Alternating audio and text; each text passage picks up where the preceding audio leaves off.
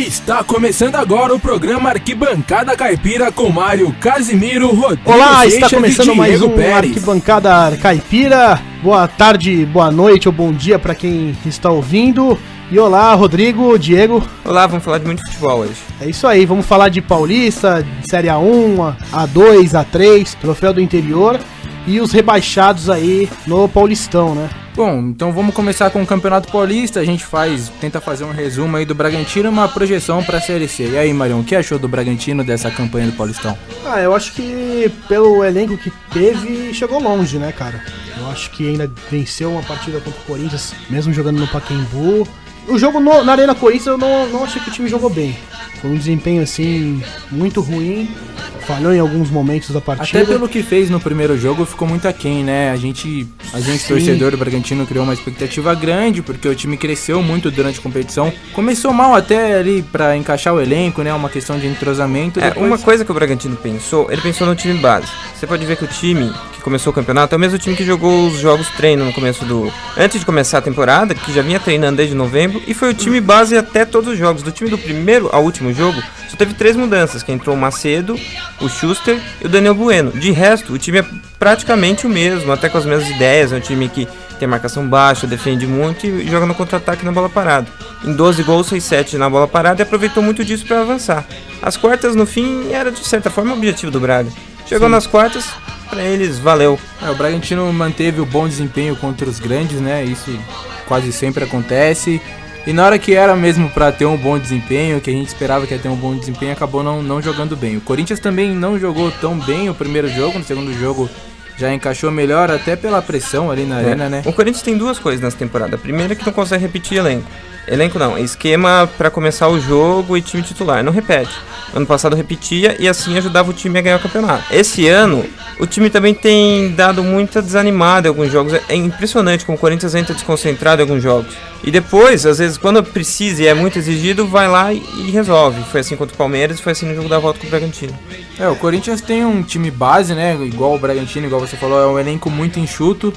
E quando começa a perder algumas peças, a gente vê a dificuldade. Mesmo sendo o Carille, um treinador que vem fazendo um bom trabalho, consegue tirar leite de pedra, como a turma fala, né?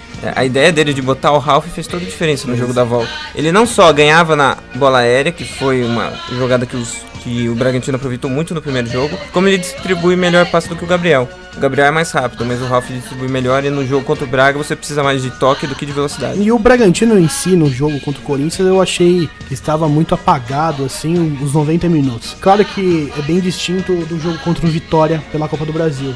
O time foi terrível o jogo, assim, pro Bragantino, porque deu tudo errado. E no jogo do Corinthians eu também achei que, assim, o time não conseguia... Não era o dia do Bragantino no jogo na Arena Corinthians. E o Corinthians aproveitou de jogar em casa, que tem um belo aproveitamento, e garantiu a classificação para as semifinais. Bom, então o Bragantino foi eliminado nas quartas de final do Paulistão.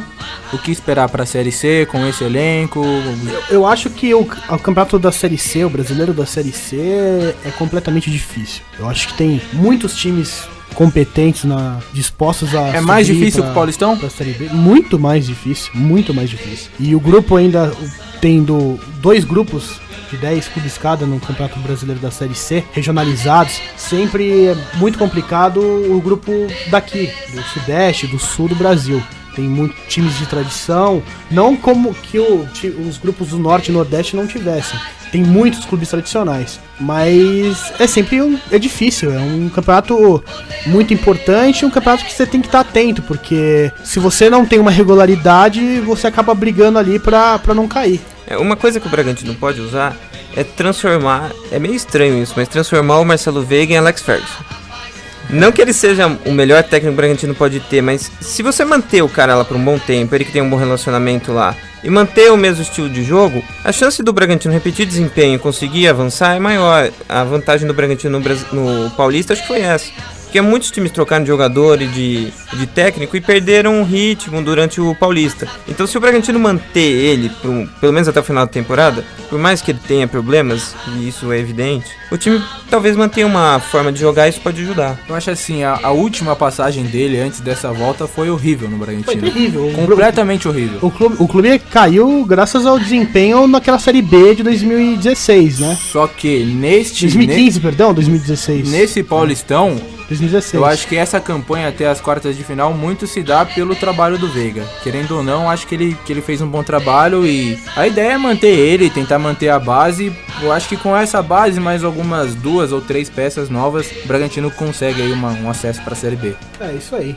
Vamos falar sobre o Troféu do Interior, que a finalíssima agora é entre Ponte Preta e Mirassol, né? Na última rodada, o São Bento de Sorocaba venceu a Ponte Preta, mas não conseguiu a vaga para a final, porque o Mirassol fez um desempenho melhor aí no Troféu do Interior. O que você prevê aí para a final? É um jogo legal, né? Um jogo atrativo, assim, para segunda-feira.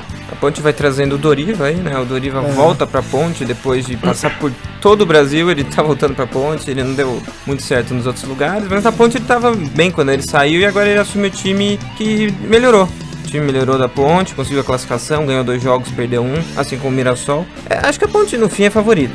A Ponte é favorita porque tem um time com um elenco melhor e joga com o Mirassol que fez uma campanha ruim e agora deu uma recuperada. É engraçado que a Ponte, ela, por mais que ela não ganhe campeonatos, o Troféu do Interior ela já tem 5. Se ela ganhar o próximo, ela fica o time com o maior número de troféus do interior, hein? Aquela coisa, eu acho que o Mirassol tem um elenco assim que dá pra competir contra a Ponte, mas a Ponte é a favorita. O que era esperado era que a final que todo mundo esperava era São Bento e Ponte Preta e São Bento. Mas pela campanha, o Mirassol foi muito bem no Troféu do Interior, teve uma regularidade boa. E agora, o primeiro jogo da final é a segunda-feira às 8 da noite no Moisés Lucarelli, né? E é isso, vamos ver o que vai ser desse Troféu do Interior.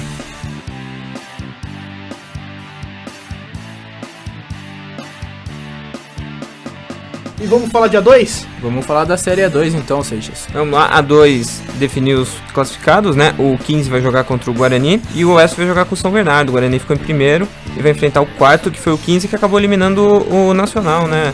O Nacional pretendia vários resultados aí para classificar. Ele jogou contra o Rio Claro, mas não os resultados que aconteceram na última rodada, o Nacional acabou ficando em quinto. O Nacional bobeou no jogo da penúltima rodada contra o Água Santa em casa. Que era um jogo que não podia perder ponto para um time que estava praticamente na cova para a Série A3, perdeu para o Água Santa e o Água Santa com esse resultado se escapou também da zona de rebaixamento, né? Os rebaixados para a Série A3 foram o Batatais, que fez uma campanha muito ruim, ficou com 10 pontos, e na penúltima colocação caiu o Audax. O Audax foi a surpresa de ontem. Conta um pouco aí sobre o que aconteceu com o Audax. O Audax, que é o time que fez final do Campeonato Paulista há pouco tempo, né? Contra o Santos, ele que equilibrou muito, ele anunciou que agora ele vai parar. Sim. O clube vai parar. Na verdade, o que acontece é que o clube tem vários donos, né, Mário? O Mário do Bradesco é o dono, o presidente do clube, e anunciou férias indeterminadas para os funcionários, né? Não tem previsão de volta, então assim, fica nessa não sei, incerteza aí se vai jogar, se não vai jogar. Aí, só o tempo dirá se o clube vai abandonar de jogar a Série A3, Campeonato Paulista aí ou não. O Audax vira meio que um clube mais ou menos como aqueles clubes europeus que tem dono, né? O Audax tem o dono, que é o Mário lá, e ele meio que vai trocando o time que ele investe mais, né? Não, e vale lembrar, em Osasco, por exemplo, ele é mandatário do Audax, que era o antigo o Pão de Açúcar, o Paek, depois foi vendido e virou Audax. E também tem os outros clubes de Osasco, o Grêmio Esportivo Osasco, que está na Série A3, e o Osasco FC, né, que agora nesse ano está parado, não vai jogar a segundona, e que é um clube que jogava regularmente a 4ª divisão do Campeonato Paulista. E é isso, né? Vamos ver, esperar o que vai acontecer. Mais alguma coisa para falar dia 2, falar do 15, do Guarani? É um confronto incrível esse jogo do Guarani 15, né? Praticamente é um confronto aí, um clássico para regional, falando, né? Historicamente falando. É um jogo que sempre sai faísca. Olha, não tem favorito, cara. Mesmo porque o Guarani ficou na liderança do campeonato da Série A2, quando chega em mata-mata, muda a história, né? O campeonato desse jeito não faz diferença, não faz muita diferença ficar em primeiro, segundo ou terceiro. Até faz, né, por vantagem de uma coisa ou outra, mas no fim, os times que acabam classificando pra Série A1 nem sempre são os que ficam em primeiro. Não tenho esse número, mas a estatística do ano passado não foi.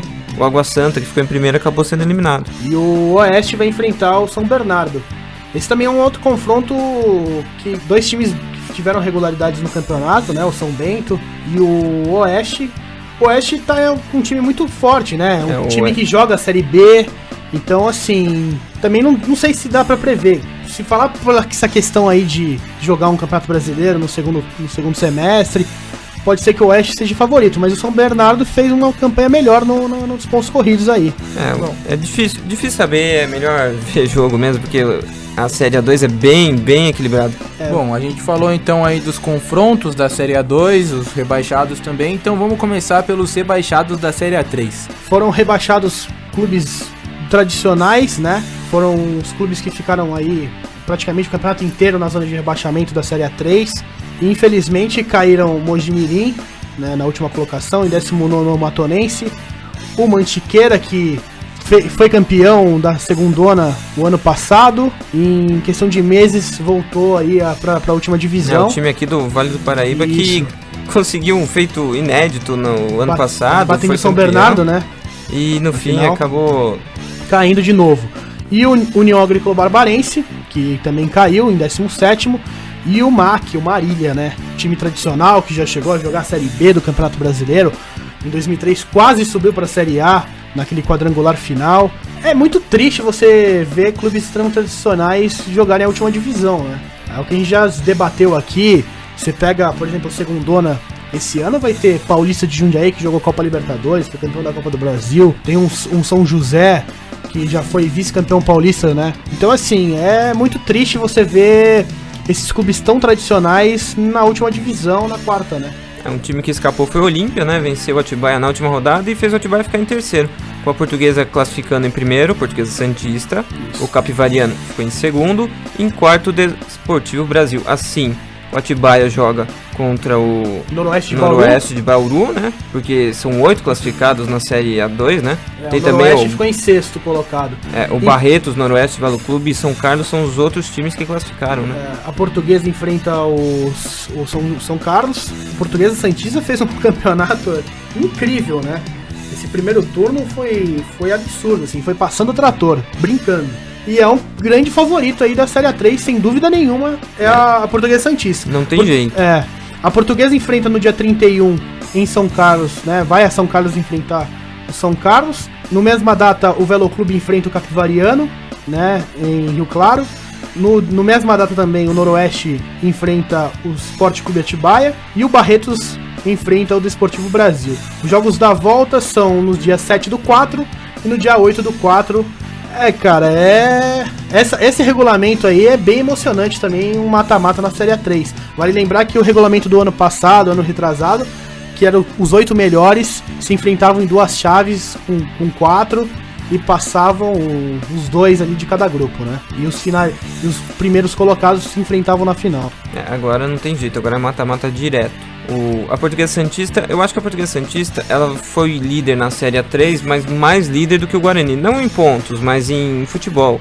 Foi um time que apresentou um futebol bem melhor que os outros times mesmo, e que tomou conta do campeonato do começo ao fim. O Guarani nem tanto. O Guarani disputou liderança com o São Bernardo, então a vantagem do time de evolução e desempenho da Portuguesa é maior do que do Guarani na Série A2.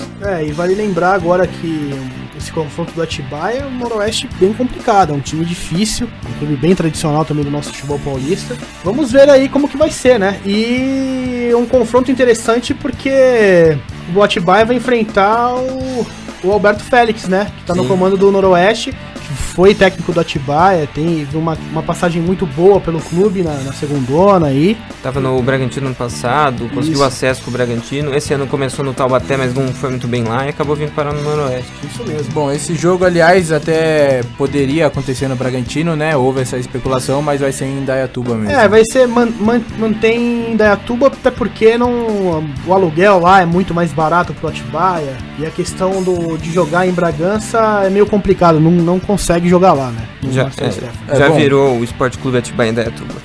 Tem muita gente aí que fala isso, né? E antes desse jogo, como avaliar o Atibaia? Essa campanha Fez do Atibaia? uma primeira fase muito boa, um time que, sabe, manteve bons resultados aí, mesmo jogando em Indaiatuba e jogando fora, né? Ganhou muitos pontos nos últimos minutos. No total foram 17 gols em 32. 17 gols em 32 partidas, cara. É impressionante o time. Vamos ver se ele vai continuar marcando gol no final, né? Porque se não marcar agora tem pênalti. Como a gente já falou aqui, o Atibaia gosta de emoção. O destaque também pro Bill do Capivari, que não é aquele, é um Bill de 20 anos, mas ele é artilheiro da Série A3. Capivariano, né? Do Capivariano. Ele não é aquele que jogou na Série A, no Corinthians. Não é o Bill do Bragantino. Do Bragantino, não é aquele, é outro. Ele tem 20 anos, tá começando aí no Capivari e tem 13 gols artilheiro. Quadro Aniversários. Bom, então agora, como de costume, vamos para os nossos quadros históricos. Então, começando pelos aniversários. Hoje é aniversário do Horizonte Futebol Clube, clube do Ceará, fundado em 2004. E esse ano no Campeonato Cearense ficou na 7ª colocação, né? Não classificou entre os 6 melhores do Campeonato Cearense, mas também não caiu, né? Então é um clube tradicional aí, que jogou já futebol amador no Ceará, regularizou a fundação em 2004. Esse aí é o aniversariante do dia. Momento do baú. No quadro do baú de hoje, a gente vai falar do duelo entre Santos e Palmeiras 2x2, jogo que aconteceu no dia 9/10/83, pelo Campeonato Paulista no estádio do Morumbi, em São Paulo. É isso aí, né? O Santos entrou naquela partida com o Marola, Betão, Márcio Rossini, Toninho Carlos, Paulo Robson, Dema, Paulo Isidoro e Pita. Lino, Serginho Chulapa e João Paulo. O técnico do Santos era o Chico Formiga. Palmeiras foi com João Marcos, Silmar, Luiz Pereira, Wagner e Carlão, Rocha, Jorginho e Aragonês, depois o Hélio entrou no lugar dele, o capitão, o Baltazar e o Carlos Henrique, que depois foi substituído pelo Carlos Alberto Borges. O técnico era o Rubens Minelli. E vale lembrar, nessa partida o árbitro era o José de Assis Aragão, e esse jogo é histórico pelo fato que ele fez o gol do Palmeiras um dos últimos lances da partida, né? Um dado curioso do José Assis de Aragão, que depois que ele encerrou a carreira dele como árbitro, ele chegou a ser técnico do Nacional Atlético Clube, né? Sim. Nos anos 80 aí, no final dos anos 80.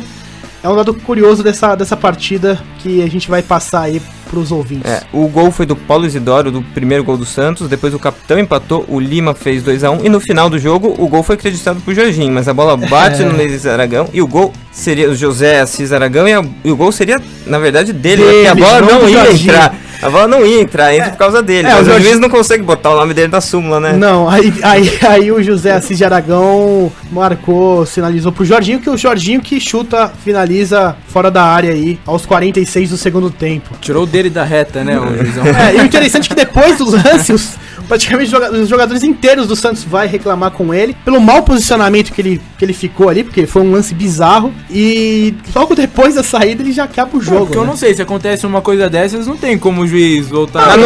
Na regra ele é neutro, o árbitro é neutro, então não tem como. Será que o gol foi legal. Será que ele ficou com medo do Serginho Chulapa? Nossa, o Serginho. O que o ali Serginho fez? tantos jogadores ali do Santos, hein, meu amigo. Bom, esse jogo levou quase 30 mil pessoas pro Morumbi, e quem narrou teve uma narração histórica, né, Marião? O Osmar Santos, com a narração histórica do segundo gol aí que a gente vai ouvir agora. Carlos Alberto Borges autorizado. Limpa pima da gorduchinha. Levantou bola perigosa, subiu o Serginho. Wagner subiu, tira dali de qualquer forma. Voltou para o Jorginho, tira o dedo lá, tira o dedo ali. Salva, não deu, entrou. Do Aragão. Gol do Aragão. Para o Palmeiras.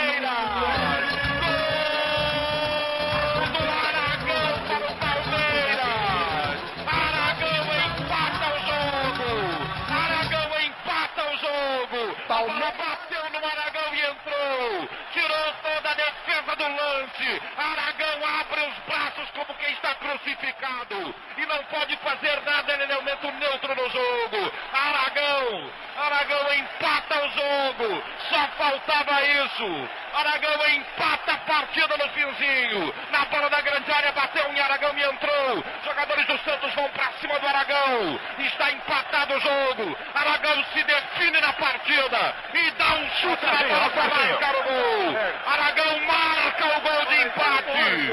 A bola bateu no Aragão e entrou, ele. É sacanagem. É sacanagem isso, mas tudo bem. Ah, que isso, não existe. Primeira vez que você toma gol do árbitro, né, Sérgio? Não existe uma gol do 2-2 empate do juiz. Que isso? Aragão empata o jogo no Morumbi. E termina o jogo. O Aragão empata e acaba, termina o jogo. Está expulso o técnico Formiga. Aqui está saindo o técnico Formiga. Meio nervoso, está um problema maior. Ele vai saindo para evitar problemas maiores. Vai evitar problemas com o juiz. Ele vai sair, segundo ele, para evitar problemas maiores. Deixa eu... Falando aqui o Zé Assis Aragão. Aragão empatou o jogo para o Palmeiras. A bola Falando do Aragão, Osmar. Vamos falar com o Zé Assis Aragão. A bola bateu em mim. Eu não tenho culpa, estou dentro do campo de jogo. Azar meu, a bola bateu em mim, o que eu vou fazer, minha gente? É neutro, né? É neutro, eu escanteio, eu estava próximo. A bola por azar bateu em mim, foi gol, o que eu vou fazer? É que a maior parte dos jogadores desconhece a regra, né? Coisas do futebol, quer dizer, foi um azar que me perseguiu, o que eu vou fazer? Paciência.